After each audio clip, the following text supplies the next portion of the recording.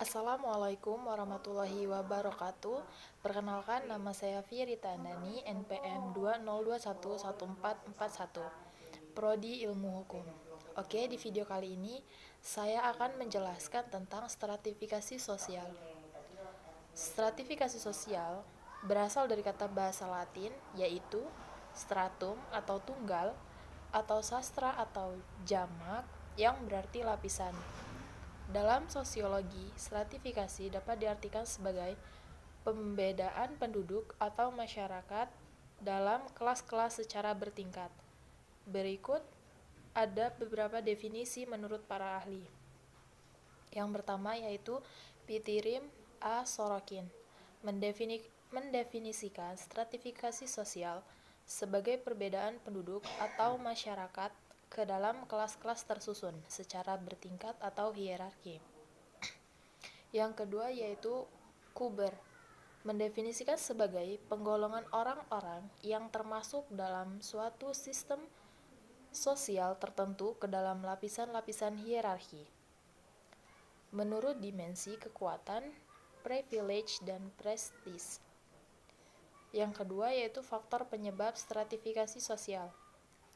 Adanya sistem lapisan masyarakat dapat terjadi dengan sendirinya dalam proses pertumbuhan masyarakat itu, tetapi ada pula yang dengan sengaja disusun untuk mengajak suatu tujuan bersama.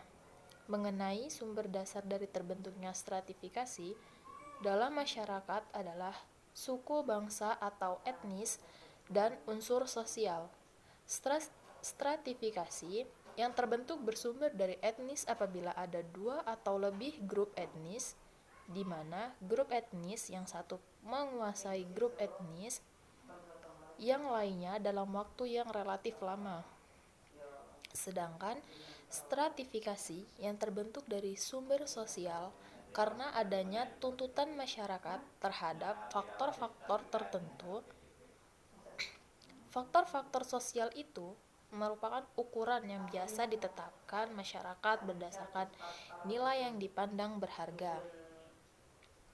Faktor-faktor sosial yang berharga itu kemudian dimasukkan pada level tertentu sesuai dengan tinggi rendahnya suatu daya guna yang dibutuhkan masyarakat pada umumnya.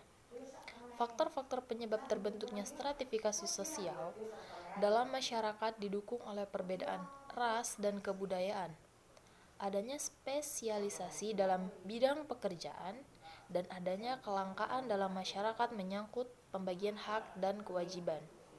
Yang ketiga yaitu kriteria stratifikasi sosial.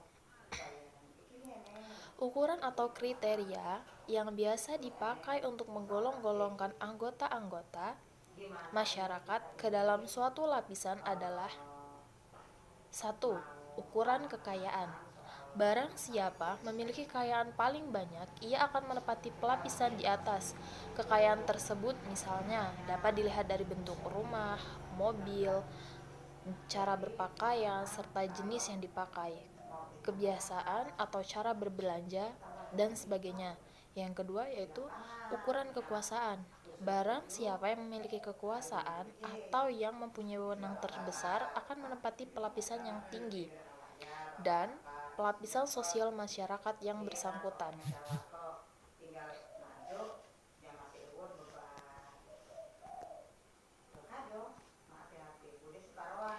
Yang keempat yaitu sifat stratifikasi sosial. 1. Stratifikasi sosial tertutup. Sistem pelapisan yang jalan masuk menjadi anggota atau warga suatu pelapisan tertentu hanyalah melalui kelahiran. Contoh, pelapisan pada masyarakat berkasta, pada masyarakat dengan sistem feodal, atau pada masyarakat yang masih menggunakan kriteria ras sebagai dasar pelapisan sosialnya. Stratifikasi terbuka. Stratifikasi terbuka lebih dinamis dan anggota-anggotanya mempunyai cita-cita hidup yang tinggi. Oleh karena itu, kehidupan anggotanya lebih bersifat kompetitif. Bahkan tidak jarang di antara mereka sering mengalami kehidupan yang selalu diwarnai oleh rasa tegang dan kekhawatiran. Yang terakhir yaitu stratifikasi campuran.